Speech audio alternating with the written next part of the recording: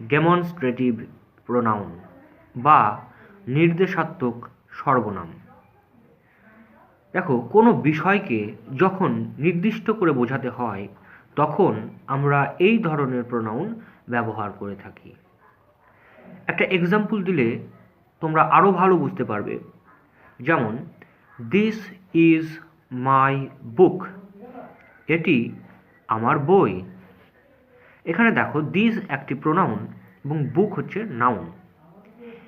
এই দিস শব্দটির সঙ্গে বুক শব্দটির একটি রিলেশন আছে। দিস শব্দটি বুক শব্দটিকে নির্দেশ করছে, তার মানে এটি বলতে ওই বইটিকেই বোঝানো হচ্ছে।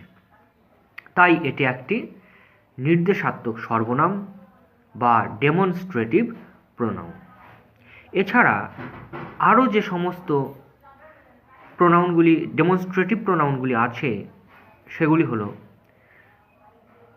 THESE দিস, THAT দ্যাট এবং THOSE দোজ। দেখো, THIS দিস এর প্লুরাল ফর্ম হচ্ছে THESE দিস এবং দ্যাট এর প্লুরাল ফর্ম হচ্ছে দোজ। এখানে আরও একটি ইনফরমেশন তোমাদের বলে রাখা ভালো, সেটা হচ্ছে কাছের কোনো কিছুকে যখন নির্দেশ করা হয় তখন THIS দিস বা প্লুরাল দিস ব্যবহার করা হয় এবং দূরের কোনো কিছুকে নির্দেশ করতে দ্যাট বা দোজ ব্যবহার করা হয়।